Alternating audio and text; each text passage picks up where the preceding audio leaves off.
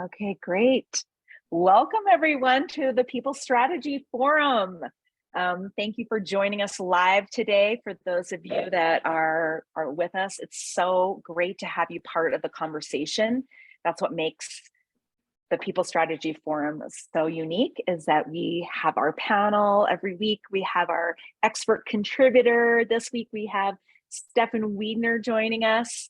And then we've got folks joining us live who are going to chime in with questions and comments. And so it's just really nice to hear from people all around the world.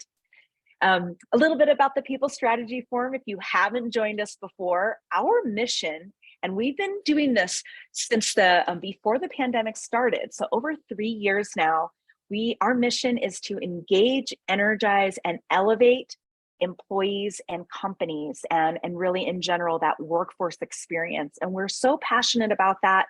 We really believe in that. And this discussion every week is all about what are the little or big things we can do to make the time that we spend at work really enjoyable and meaningful for everybody. So that's really the premise behind our discussion every week.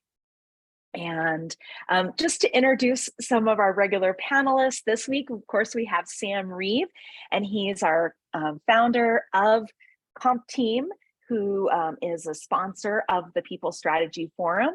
And he got to a place in his life where he saw these big consulting firms just providing like very kind of, box strategies for every organization. And not every organization just needs this cookie cutter approach. And so he knew he could do better.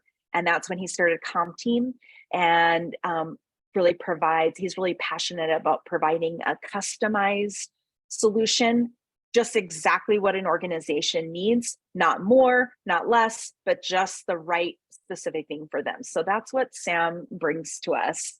And also as a leader, he sets the example. He leads by example. And so all these things we talk about on the People Strategy Forum, Sam actually lives in his everyday as a leader of a team himself.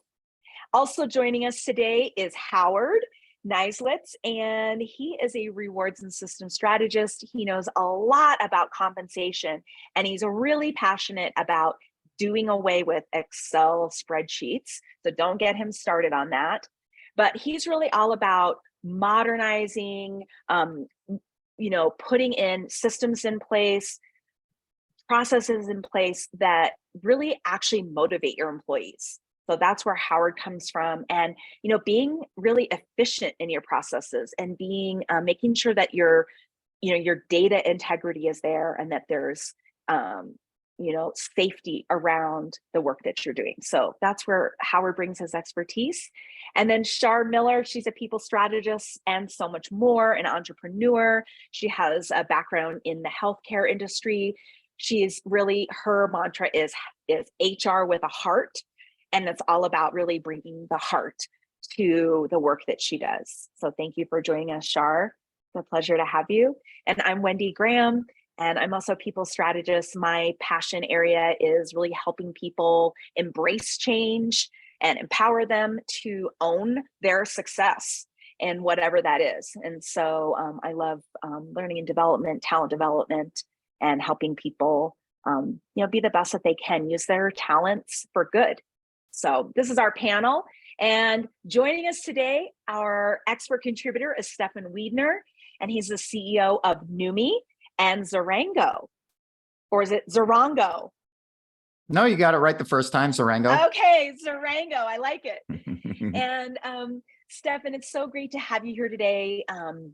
You co-founded Numi in 2007, and you're a global leader in delivering psychological safety-based training. That's a huge passion of CompTeam. So we're going to be very excited to hear about that today. You have a wide variety of skills in business, technology, coaching, and you have a background in information systems, a bachelor in commerce. You acquired your coach training from CTI, the world's largest coach training back in 2006. You've been doing this for a long time. So you are a wealth of resource for us today. We're going to pick your brain. We are really passionate, again, about that safety-based coaching. So I know that's a piece we're going to dive into. I think I'll turn it over to Sam. He's probably got a question for you to kick things off. We want to know how you got into this, and we want to learn more from you. Yeah, so Stephan, you got a lot of irons in the fire. I mean, you're working with a lot of companies, and you're leading them and so forth. Can you tell us a little bit about how you got to where you are today, and what are the different functions of the different companies that you're in? Yeah, thank you for having me. And you're right. I suppose on the outside, it looks like I have a lot of irons in the fire, and yet to some extent, everything kind of is coalescing into the same place, same area, same direction, perhaps is the best word to use. And it's very similar to the first slide you showed, which is your purpose, your mission. And mine is very similar. I want to elevate teams and organizations as well. I'm all about creating sustainable high performance, whether it's an individual, a team, or an organization. And I guess you can look at it that way. My work started with individuals, right? That's where coaching comes in. I started working with individuals, and that's been the bulk of my, starting back in 2006 when I got my coach training, and then 2007 starting up Numi. I've been immersed in this world of coaching and high performance and so on. And so it's really kind of all evolved from that original concept of improving and creating high performance teams and individuals and organizations. And for me, my whole journey started because out of university, I first got a job in construction management. So we were a small little firm, like 6 people. I love that aspect of it. I literally worked out of my boss's home just down the road from where I lived. And we had this great feel, and yet we were really amazing at what we did, which was scheduling. So within the world of construction, there's a lot of cost management consultants and so on out there. And we were time management consultants. A lot of our work was a little bit broader than that, but ultimately that was the real differentiator, was managing time on large construction projects. And these were like baseball stadiums, conference centers, hospitals, like large one-time buildings that are really unique compared to, say, other home construction, which tends to be a little bit more like rinse and repeat, right? So whereas a hospital is kind of a one-time thing. And I was the head scheduler on this $100 million hospital. It's a brand new greenfield construction. And I was going to the site every month and interacting with up to 50 different sub-trades, because on a hospital that large, there's lots of different components.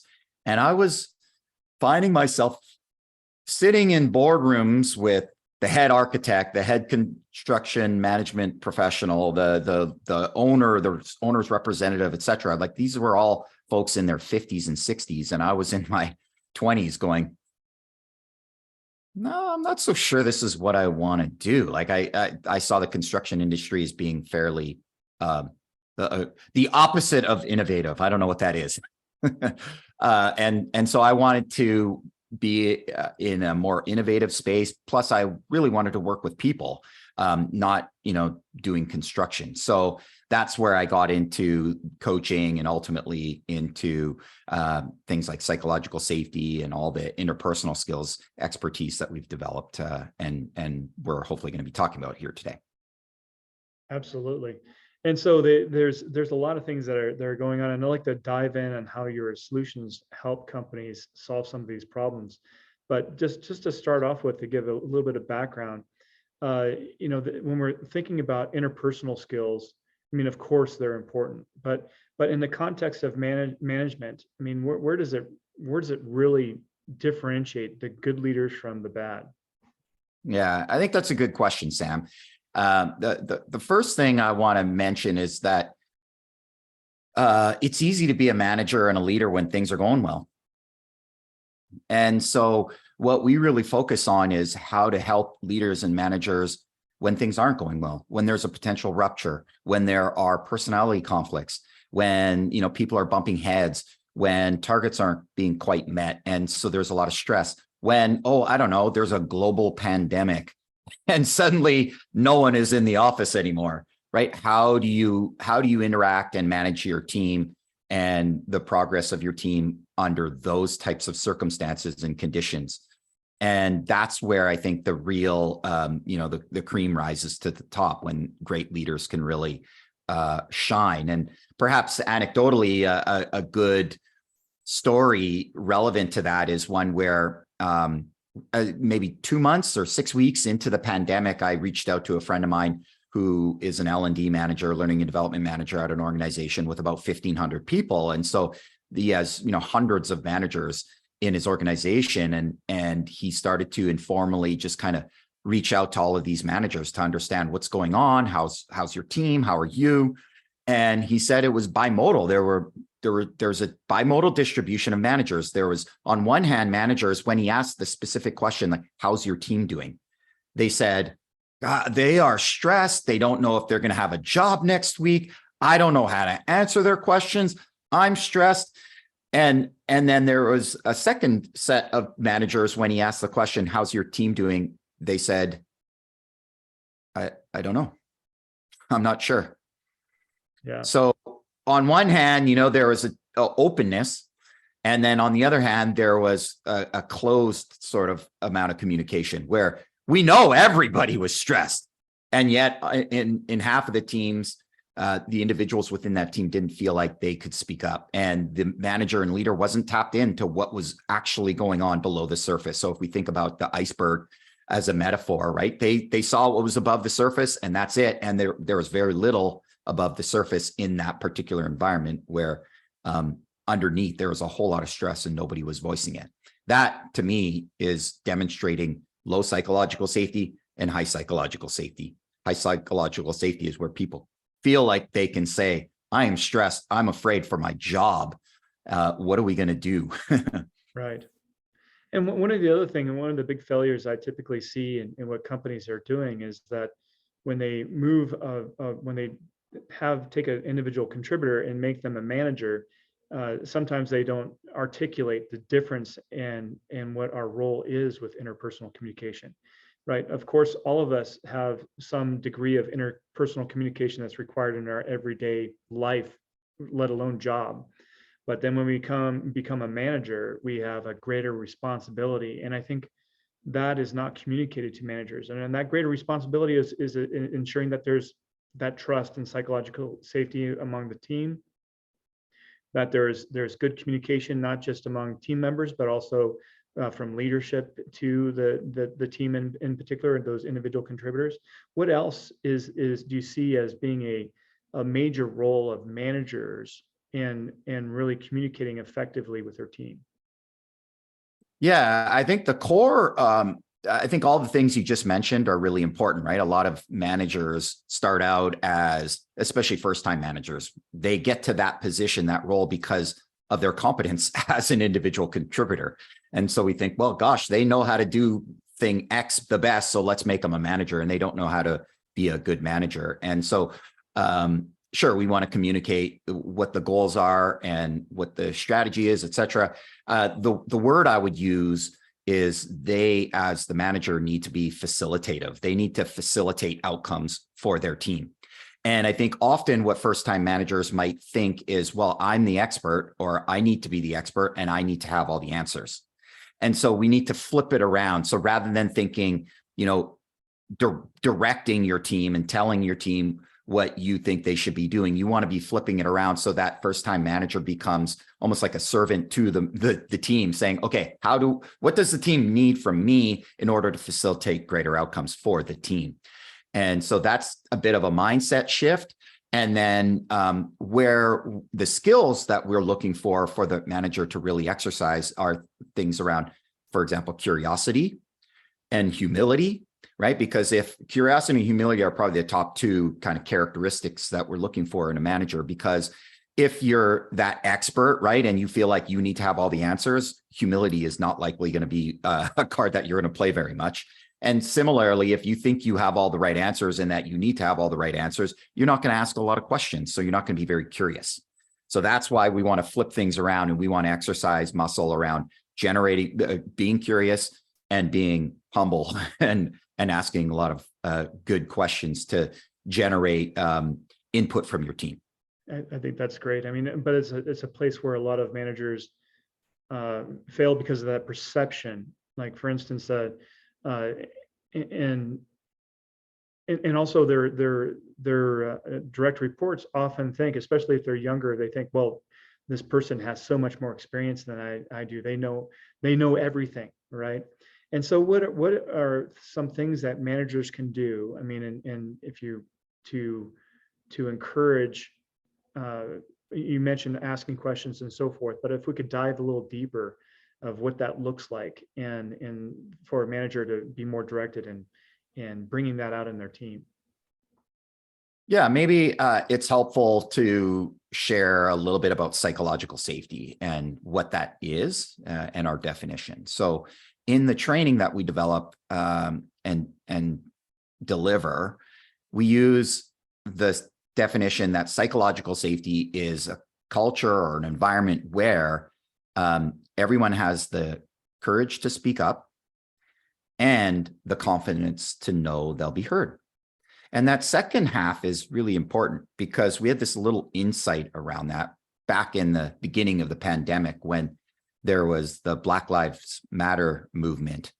And those protesters had the courage to speak up. That is clear.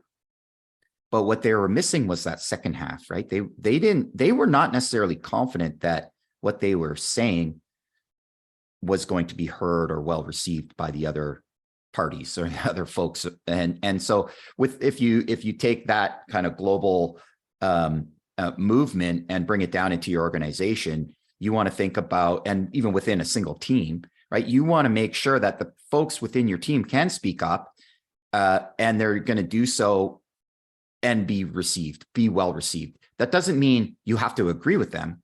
It means that you will leave room and space for opposing points of view, for different points of view to be shared within your team. And that's really critical for creating an environment of psychological safety, an environment where the folks on your team really feel like their voice matters. And ultimately, that's what I think is the most important critical factor for psychological safety, is it's creating an environment where people feel like their voice matters. And when someone feels like their voice matters, they can really lean into their work. They can do great work as opposed to simply punching the clock. And coming back to my original story, when I was working in construction, I felt ambivalent about my work. And I don't think it was, for me, it wasn't necessarily a systemic or an environmental thing. It was really about like what I'm motivated to do at work.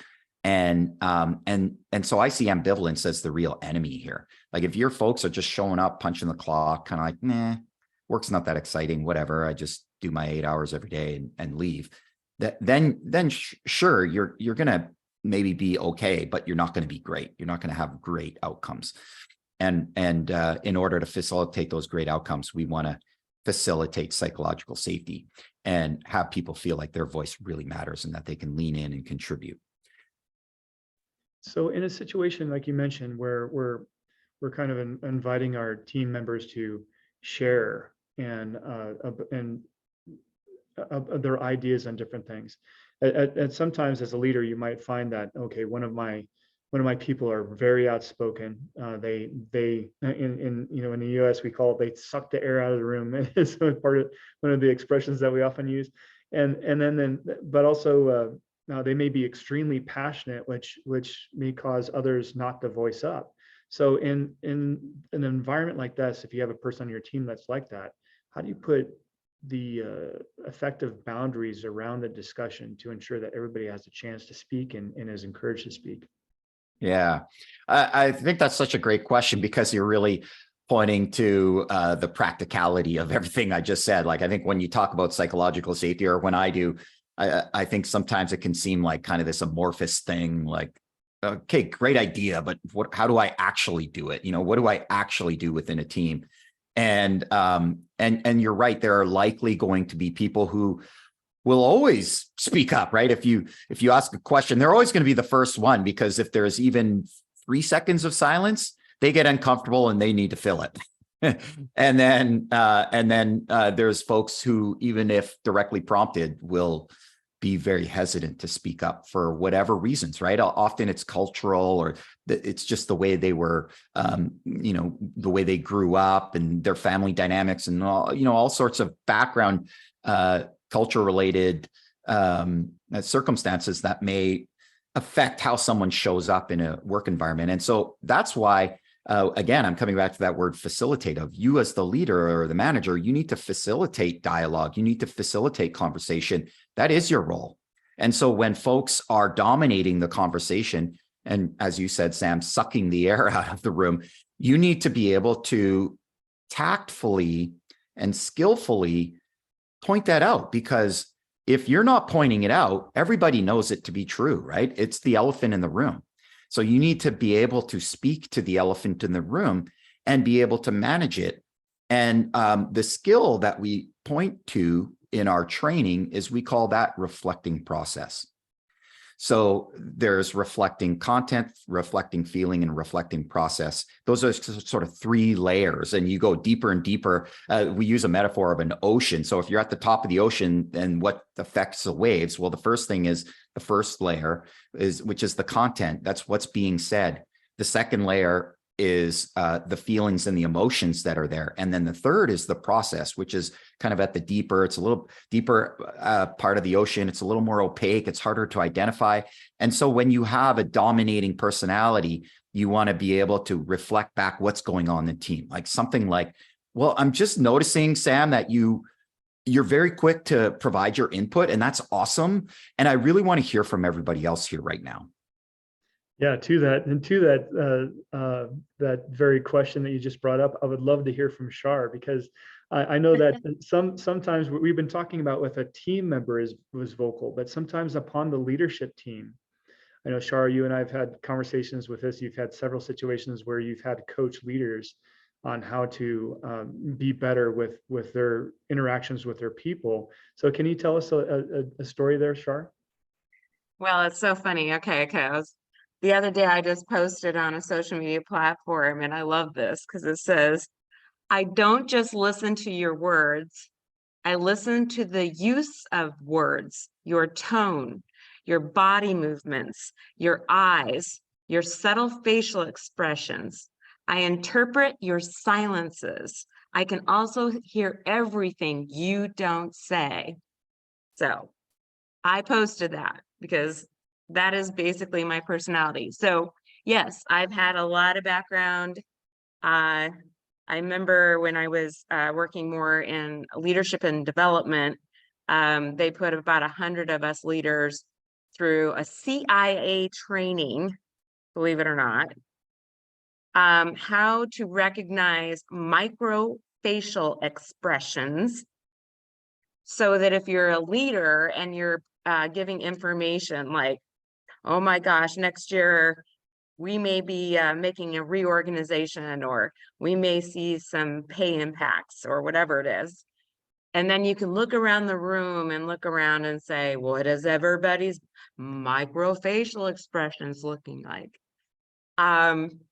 So I found that extremely fascinating, because what the little quote that I just said earlier, even though I'm very outgoing and I can speak a lot, but anyway, I am always one that watches everybody's microfacial expressions, everybody's, what are they really thinking?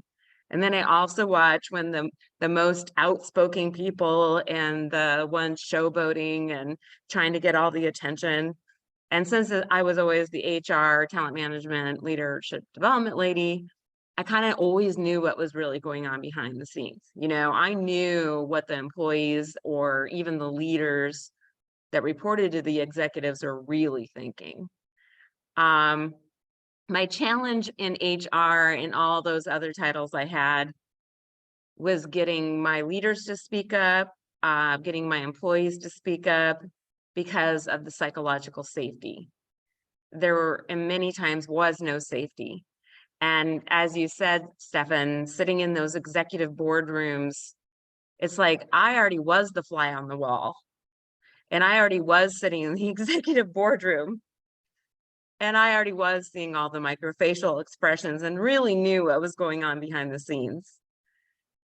However, I also found it hard to communicate what was really going on, because the authenticity and really listening and hearing what the feedback truly was, there were oftentimes executives who get extremely defensive and argumentative and didn't believe what we were saying, even though they read through 100 pages of Gallup employee survey comments, didn't really see what they needed to see to make a change. So I'll get to the heart of my little question. I just gave you a little bit of my perspective. How do you convince an executive team to change the culture? An HR person is standing, I've said this time and time again, we are on a little island and the hurricanes are happening and we are trying to hold on to the palm tree and trying to not, die in the tsunami of all the change, and trying to speak out at the top of our lungs to the executives. We need to listen and hear. So that was a long comment. But how do you help an executive really hear and make the change and influence and get the right talent into place to make a difference in the organization? Yeah, that is an awesome question. And I think philosophically or even strategically, ideally, the best way to bring psychological safety into the organization is from the top down.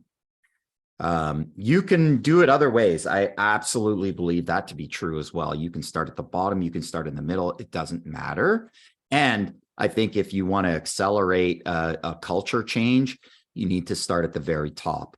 And the best way to initiate that is to measure it. Like, that's what I really like about psychological safety, is that it can be measured. It's an objective measure.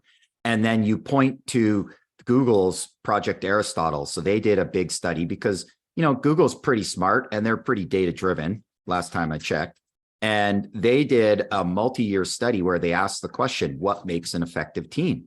Because they looked at 180 Google teams and they ranked them from 1 to 180. And they knew, okay, we got a bunch of really great teams and we got a bunch of teams that are weaker. And remember, these are all Google teams. They're probably all full of A+ students, right? They're all A caliber members. So no doubt every individual on that and on pretty much every team is an incredibly talented and intelligent individual. And yet some teams functioned at a really high level and some didn't. And when they looked at all the different factors, there was 250 factors they looked at. None of them correlated with effectiveness until they came across the concept of psychological safety. And they then identified 4 other key factors that characterize the best teams. But really, the belief is that psychological safety is the gateway for all those other things. So to me, like that is the best piece of evidence that you can point to that says psychological safety matters. And if you're not aware of this as a CEO, you are doing a disservice to your organization. And to bring psychological safety into your organization, you want to start at the top, and you want to start by measuring psychological safety, and you want to start by measuring the psychological safety of your senior executive team. Okay. And I'm sorry. I love your perspective on that. Now, some of the stories I have are from a couple decades ago. That ages me a little bit, right?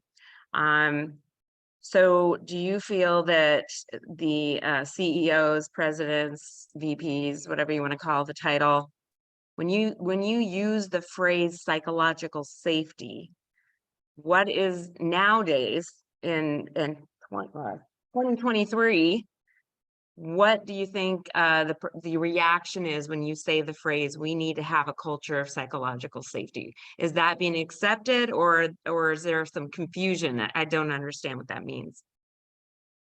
I'd say I don't see a lot of confusion, first of all. I think generally people get it, they understand it. I think it's a fairly intuitive concept. Once you sort of lay it all out for people, it's like, oh, that's what's happening. That's what that is.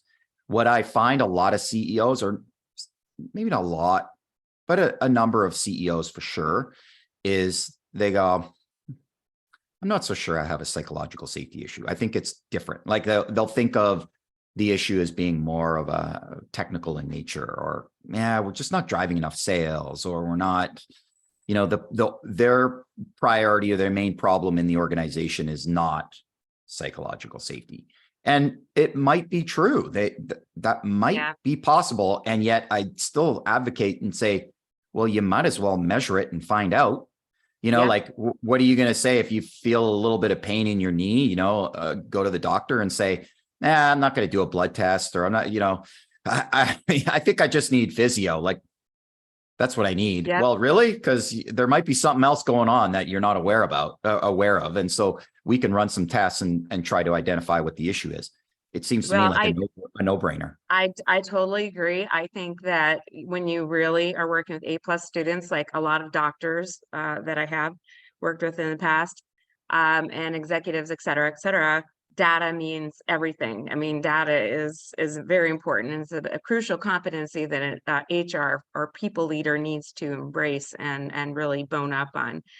It's kind of funny because if you watch the old flicks, and it's a couple of business owners, and they're sitting there with their scotch, or they're sitting there on their golf course, and they're all like, we got a great company and we're selling a lot of automobiles. Yeah. And, making each other feel really great, oh yeah, we're such a great team.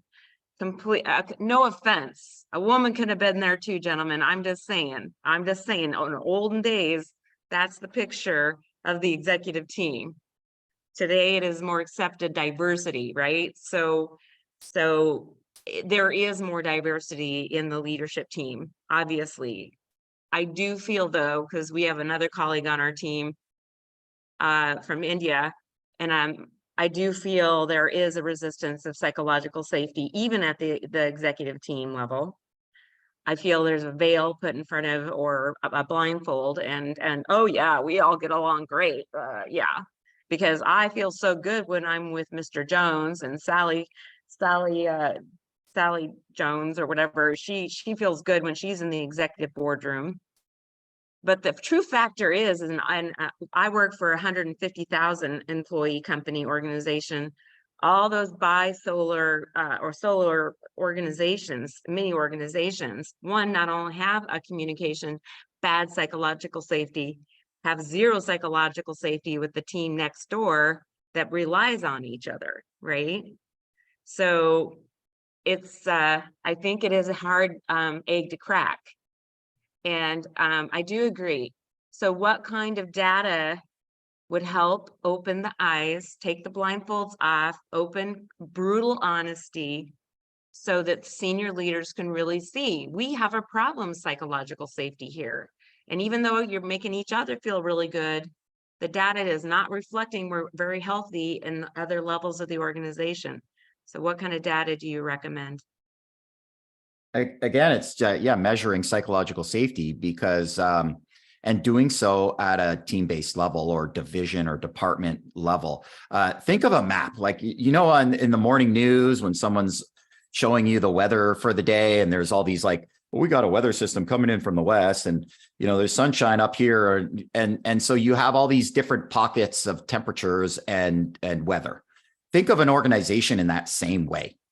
So if you just imagine the map of the United States and all the different weather patterns in the different regions, your organization is likely like that as well. You've got sales over here, and you've got legal over there, and you got marketing, you got all these different departments, and it's real hot and sunny over here, and it's real cold and icy down over there. And so, oh my gosh, that is like the perfect thing to do. I would have loved to have done that to have a map like that. That's perfect. Okay, go on. Sorry. Yeah. So you can literally, try to take an organization and put it on a map in that exact same manner. And so, sure. Across your organization, you're going to have culture, a certain type of culture. And that culture is kind of this large amorphous thing, just like the weather system. And yet you've got pockets of hot and cold temperature that I think is these microclimates that are a lot more malleable. They're a lot more adjustable.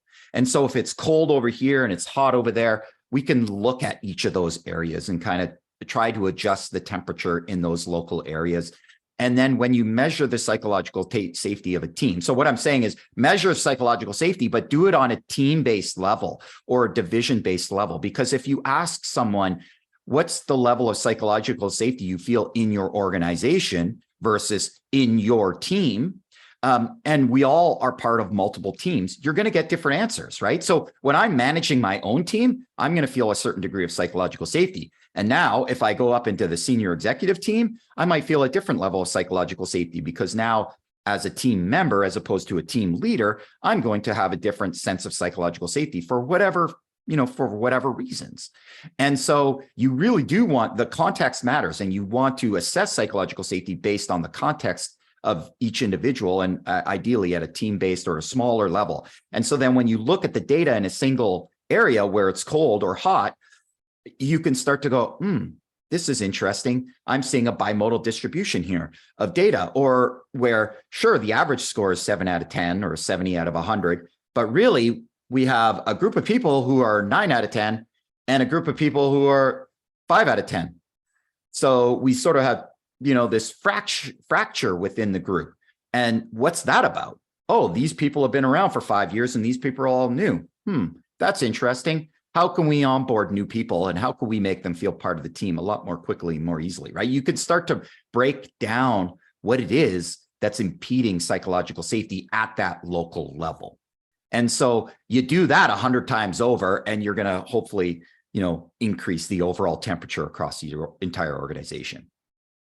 Stephan, do you sometimes find that the executive team insulates the CEO, keeps the problems, the day-to-day problems rising to the top? And then what do you do when you have that kind of scenario? Oh, sure. I mean, we all like to, what do they call it? Fake booking, right? Like, is that what you're pointing to, Howard? Where, things are all sunny and rosy in my department. Ain't no problems around here. You want objective measures. And so I think, again, having the data at your fingertips is really powerful. What I like about the psychological safety instrument that we use is it's 7 questions. And, it's not like this annual survey that you send out to your people and it takes them 45 minutes to fill out, or even worse, 360s for every person around you. Gosh, that takes forever. This is 7 questions. It takes all of 3 minutes, and you could administer it every month, maybe every quarter. I think once a month is maybe a little too frequent, but every quarter. And to be able to equip yourself with quarterly data that objectively says, here's the score in your department, and here's the score in that person's department, and I can see we have a psychological safety problem over here, but not over there. Again, be data driven. It's so easy and objective and irrefutable. And so what is the system that you use for that, Stephan? I'm sorry. The Fearless Organization is the instrument we use. So that's the tool developed by Amy Edmondson. And we have this access to the software platform, but most organizations are constantly administering surveys themselves anyway. So you can, you're not forced to use any external third-party tool. So what I'm married to is not using the Fearless Organization Scan or our tool, the tool that we have access to, but instead getting the data. Just get the data, however you need to get the data. And if you need to use this third-party tool, great. We can facilitate that. And if not, that's fine too, because the questions that are asked are in the public domain. Yeah, you can just Google it and find out what those questions are. Well, in my experience, oftentimes employees even are fearful to participate in the third party person. And you'll notice in my chat here, employees are exhausted of employee surveys and surveys in general, and are fearful if they are truly honest that there's going to be negative repercussions, because everyone knows who the most disengaged employee is. Everyone knows who the most unhappy person is on a team. And if that person answers honestly, their job could be on the line. So, but yeah, I like the recommendation. I just think that there's a huge stigma about external and internal surveys in general. Yeah, and I think that's a very good point, Char, because sure, you can measure it, but as soon as you try to measure it, as soon as you put the dipstick in the water temperature changes, right? So just the act of asking the question is potentially going to change the temperature. And so we need to be cognizant of that and be creating an environment or creating, setting the stage for the data to be captured in a meaningful and accurate way. And ideally, because we're often working at a team-based level, we really encourage the manager to solicit the feedback from their team and be able to set the stage, say, listen, I'm really curious how we're doing. And unless you answer honestly, there's nothing, that's not useful for us. And so I think that is the best way for us to be able to set the stage. So it's not like HR is coming in or, it's the manager expressing some vulnerability, some humility, saying, this is important to me. It's important to our organization. I'd love to assess it. And I'd please ask you to answer the questions and answer them honestly. So given there might be some survey burnout, what are other methods of actually getting that information, getting those metrics other than doing surveys? Do you have any suggestions there? Well, sure. One way to do it, I suppose, is to just have a meeting where you openly talk about psychological safety and say, what do you think psychological safety means to you? Like just have it be an open discussion and dialogue where you get curious with your team. And the other way that you can do it is the psychological safety scan and the report generated by the Fearless organization breaks psychological safety down into 4 dimensions. And the 4 dimensions are willingness to help, diversity and inclusion, attitude toward risk and failure, and open conversation, the ability to have a dialogue or discussion around the difficult topics. And so breaking it down like that helps to really look at the individual components and kind of assess how we're doing on each one of those. So you might say, okay, well, let's just talk about our ability and desire and willingness to help one another. What are some of the impediments that stop us from asking each other for help? For example, there was one team we were working with where they're all developers. And so they often just put their headphones on and peck away at their computer, right? And it's like, sure, I'm in an office with other people, but ultimately they're kind of just zoned in on their computer. And it made it really hard for people to know when or how to ask for help. And so we just, okay, well, how might we resolve that? Because, Jim always puts his headphones on, just seems to be super zoned in for 8 hours a day. And I don't know how or when to approach him when I have a question. And so, okay, well, how might we resolve that? I wasn't trying to exclude you, but I can see how I am when I just put my headphones on. So just having a conversation about it. So it's willingness to help, the attitude to risk and failure, diversity, inclusion, basically how are your differences and unique qualities and traits appreciated on this team? And then the last one is around open dialogue. Great, thank you. I have a question about that. Do you do it? You would have that conversation as a team, an open team, or one-on-ones, or both, or? I would advocate doing it as a team. You're sort of modeling the behavior, right, that you want. You want to be able to have conversations about difficult topics and do so in a group. We see in a lot of our training when we expose people to challenging interpersonal moments within a team. This is all simulated through our software.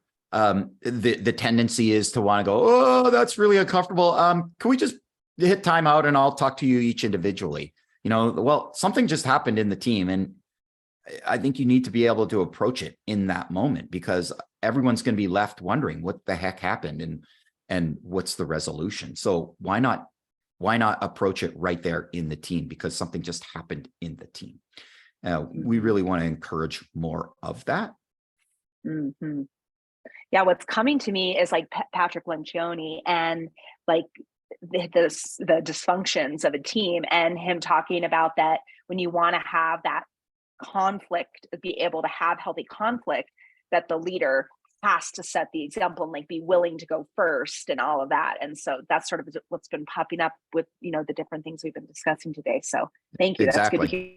Yeah, exactly. Modeling the behavior, right? Model the behavior you want to see in your team. Great. Well, I know we are having a great conversation. We're coming up to the top of the hour. So I do want to quickly share our speaker for next week on the People Strategy Forum.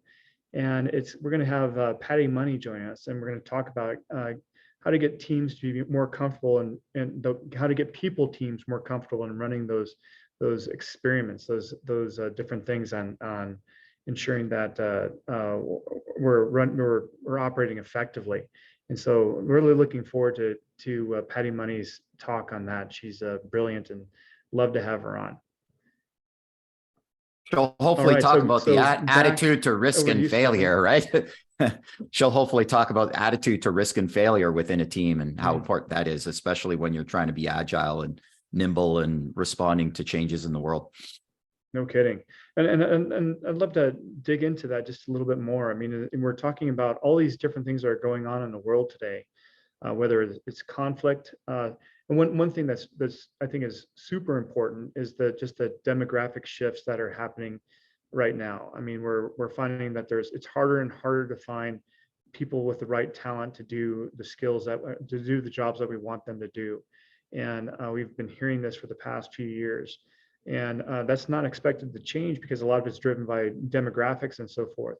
And so there's a lot of situations where managers might be dealing with people that are not skilled up as much as that they would like. And that, of course, can cause some dysfunction among the team as people develop and contribute.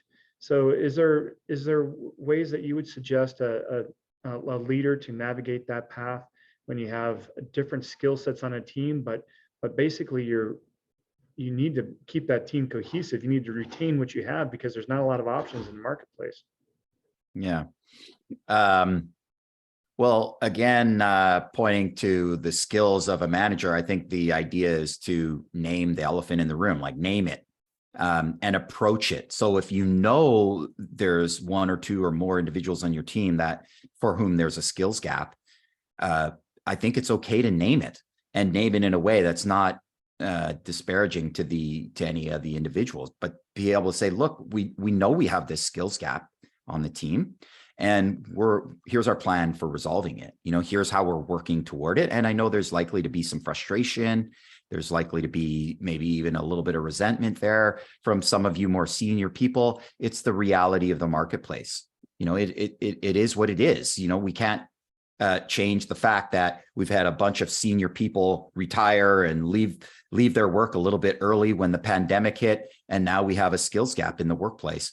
And so what we call that is interpersonal responsiveness. It's recognizing that there might be some sort of rupture or some sort of elephant in the room. There's something that everybody is aware of, and if you're not naming it, it's just going to be sort of kicking around at the bottom of the ocean, causing waves at the top of the water. And so you need to be able to just approach it, acknowledge it, know that it's there, and communicate that there's some sort of plan of action to mitigate it.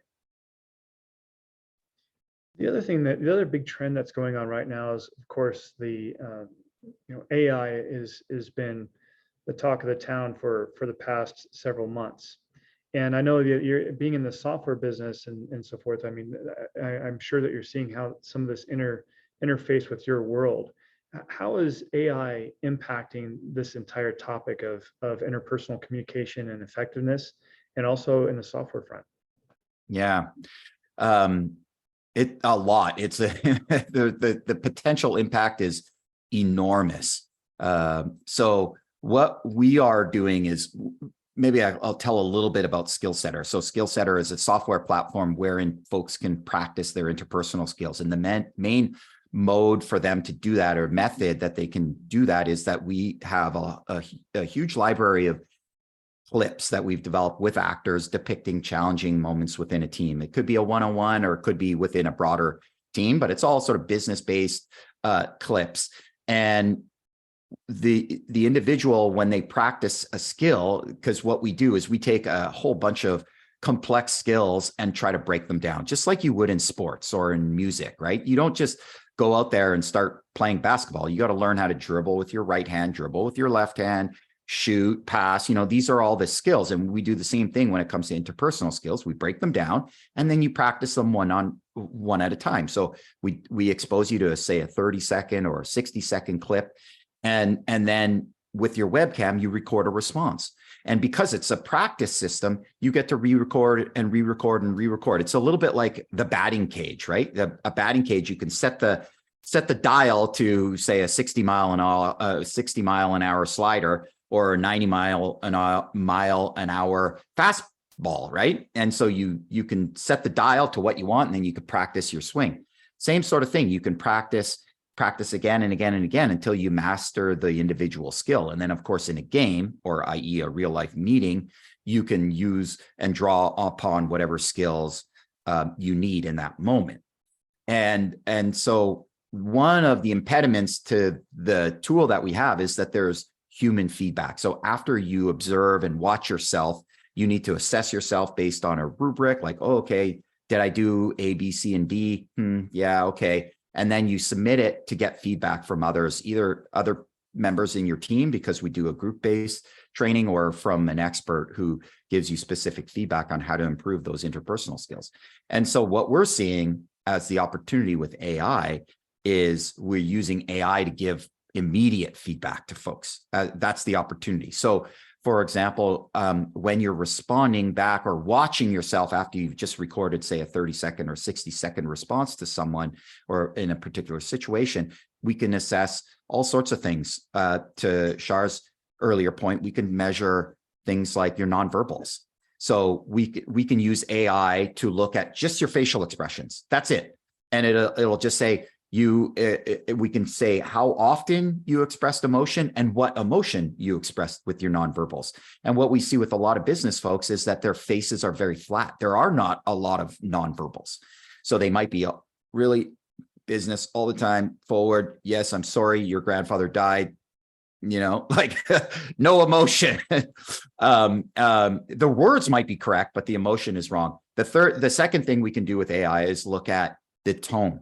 Right? The tone is irrespective of language. Doesn't matter. If you're mad and you're yelling, I know that you're doing that. It doesn't matter what language you're in. So we can have AI assess tone. And then the third thing is assess the words that you're actually saying. And of course, there's lots of sentiment analysis that's being done based on the words, but the words aren't the whole thing.